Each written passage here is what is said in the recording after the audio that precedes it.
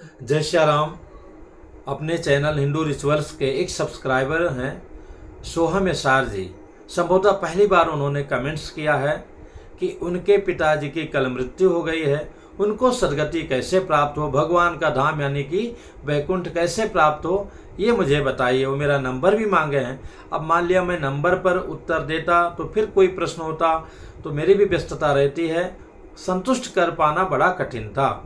तो मुझे लगा कि ऐसे वीडियो के माध्यम से रख दूंगा वो आवश्यक बातें, जिससे उनके पिताजी को सदगति मिले, और निश्चित ही मिलेगी। जिनकी संतान के अंदर इतनी उच्च भावना है, सर्वप्रथम मेरे परिवार, पूरे चैनल परिवार की तरफ से उनके पिताजी को विनम्र श्रद्धांजलि।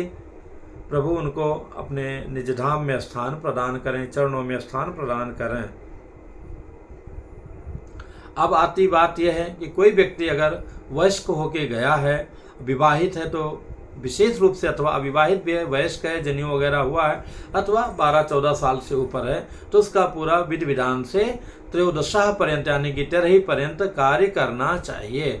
बाद में आप उसके लिए स्कूल कॉलेज चलवा दो, सिनेमा हॉल खुलवा दो, मंदिर बनवा दो, कुछ भी कर दो, उससे उसको डायरेक्ट वो लाभ नहीं मिलेगा जो मिलना चाहिए। उसी प्रकार से जैसे किसी को आप ग्लूकोज के ड्रम से नहला दो, उसको फायदा नहीं मिलेगा। उसके अपेक्षा उसको आवश्यकता पड़ने पर एक बोतल ग्लूकोज अथवा उसको ब्लड जो भी आवश्यकता हो वो उस तरीके से आप देंगे तो उनको प्राप्त होगा। उसी प्रकार से हमें अपने पूर्वजों के प्रति अपने कर्तव्य का पालन करना चाहिए, और माता पिता तो सर्वप्रथम आते हैं। अब हम प्रारंभ करते हैं यही कि शुरुआत में 5 पिंडदान होता है जब व्यक्ति का जय जय सिया राम हो जाता है। अब वो शायद नहीं हुआ है तो वो जब दशगात्र यानी कि 10वें दिन, हालांकि नित्य एक पिंडदान होता है, वो हर व्यक्ति नहीं कर पाता है, तो इसलिए 10वें दिन, जिसको दशगात्र बोलते हैं, एक साथ में 10 पिंडदान होता है। अब इन 10 दिनों के बीच में क्या करें, तो जैसे उनका दाह संस्कार तो हो गया होगा, अब इन 10 दिनों के बीच में उनका जो अर्थी है, मतलब क्या बोलते हैं उसको, फूल बोलते हैं अथवा राख बोलते हैं, या अंश अवशेष बोलते हैं, उसको हमें हरिद्वार है, अयोध्या, मथुरा, माया, काशी, कांची, अवंतिका, पुरी, द्वारावती चैव, जो सप्तपुरियां हैं उनमें भी जो सर्वप्रथम काशी, हरिद्वार इत्यादि को माना गया, हम तो अयोध्या जी ही कहेंगे, पर वहाँ या कहीं भी गंगा जी में वो विसर्जित हो जाएं इन 10 दिनों के अंदर। ये पहला कार्य है।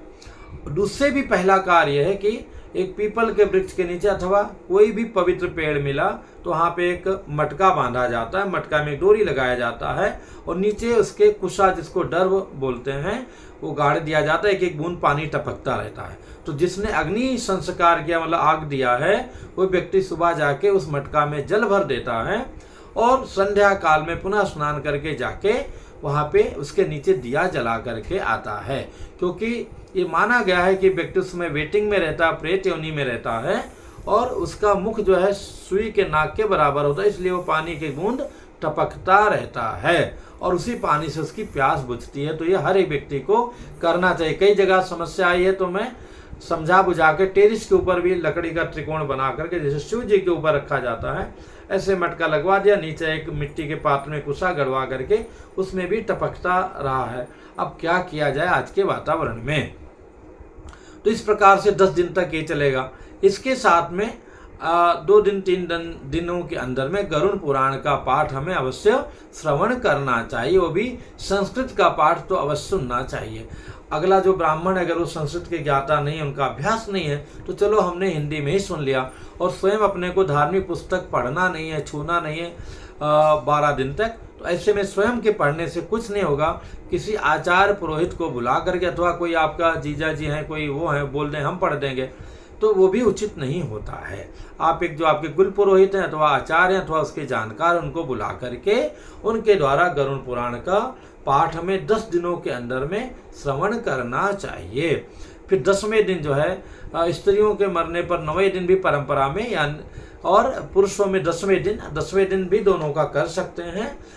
मुंडन होता है, छोर कर्म होता है, मतलब बाल मुड़ाते हैं, और उसके पहले जो है बाल मुंडन के पहले 10 पिंडदान होता है 10 दिन का। अब जिनका 5 पिंडदान नहीं हुआ है, जैसे जहाँ पे शव स्थान पे होता है, जहाँ शव रखा जाता है, फिर द्वार देश से दरवाजे पे निकल के होता है, फिर चौराहे पर होता है, फिर एक विश्राम स्थल पर होता है, एक श्मशान भूमि के बाहर होता है, एक वहाँ जहाँ पे लास्ट सैया होता है वहाँ पे होता है। ऐसे 5 पिंडदान होता है, तो अलग अलग नाम का। तो अगर वो नहीं हुआ तो 5 पिंडदान हो, 10 पिंडदान 10 गात्र, 15 पिंडदान वहाँ पे होता है।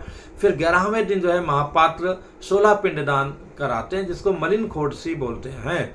तो उसके बाद नहीं, मध्यम खोड़सी बोलते हैं। तो मलिन खोड़सी हो गया 16 पिंडदान, और जो उसके बाद में 11वें दिन जो है मध्यम खोड़सी होता है 16 पिंडदान, और उसके बाद में फिर 12वें, फिर उस दिन महापात्र का भोजन इत्यादि होता है। 16 पिंडदान के बाद में महापात्र को सैया दान दिया जाता है, और वो जो घट बंधा रहता है उसको तोड़ करके महापात्र चले जाते हैं। वो घर के अंदर महापात्र को नहीं लाया जाता है। कई जगह लोक परंपरा में भी है कि जो महापात्र आते हैं वो हल्दी देते हैं, तो घर में हल्दी जाता है, उसी दिन से हल्दी पड़ना शुरू होता है। कई जगह पर भी परंपरा के 10वें दिन सारे भाई लोग साथ में भोजन करते हैं। तो लोक परंपरा में जो भी है वो कीजिए, लेकिन इस प्रकार से ये कार्य करना चाहिए। 11वें दिन ही हो गया। 12वें दिन फिर जो है उत्तम खोड़सी होता है, और उसके बाद में उत्तम खोड़सी करके सपिंडन वहीं पर होगा, और उसके बाद में वहाँ से स्नान इत्यादि करके घर में आते हैं कलश लेकर के, और वहाँ गणेश जी का पूजन होता है, छोटा सा हवन होता है, और स्त्रियाँ सिंदूर उसी दिन चढ़ाती हैं, फिर लगाती हैं, जो विवाहित घर की अन्य स्त्रियाँ हैं। और विष्णु सैया का दान होता है, जो गरुण पुराण जिन्होंने पाठ सुनाया होता है उनको दिया जाता है। फिर 13 ब्राह्मणों का भोजन होता है, उनको हर प्रकार से दिया जाता है। 12वें दिन ही करना चाहिए, पर लोक परंपरा में 13वें दिन होता है तो वो कर सकते हैं। फिर उसके बाद में आजकल तो इतना टाइम नहीं लोगों को कि साल भर पूरा नियम का पालन करें। फिर 13वें दिन एक दिन छोड़ करके फिर अगले दिन बरसी का कार्यक्रम, 16 पिंडदान होता है, 16 ब्राह्मण का भोजन होता है, ये कार्यक्रम कर लेना चाहिए। जिसने अग्नि संस्कार किया है उस व्यक्ति को जो है 11 दिनों तक जो है बिल्कुल सिंपल भोजन जो है एक समय ग्रहण करना चाहिए, स्वयं बनाना चाहिए। स्वयं नहीं बना सकते हैं तो जो भी जैसा सुविधा हो वैसा करें, और सिले हुए वस्त्र धारण नहीं करना चाहिए। भूमि पर अथवा चौकी इत्यादि पर कंबल इत्यादि बिछा के सोना चाहिए, लेटना चाहिए। किसी को टच नहीं करना चाहिए।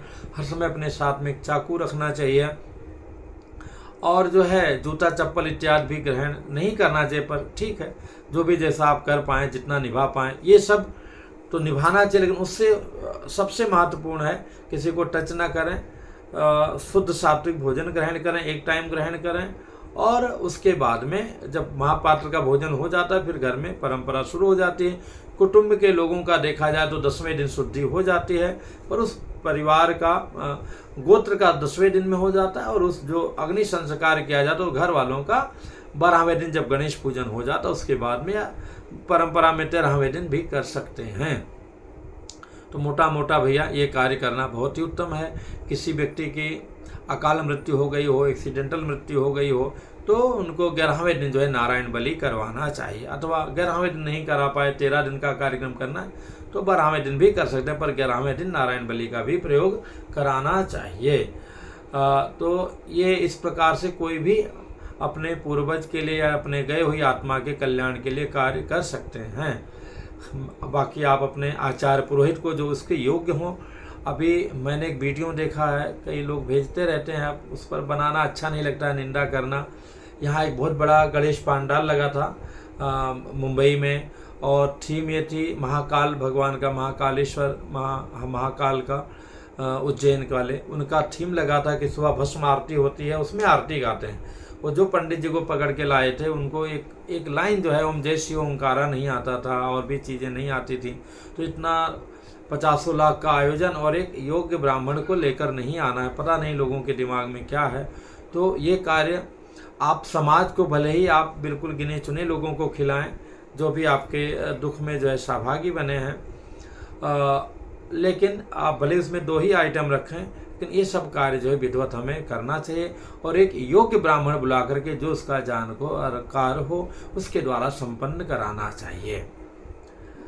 जय श्री राम।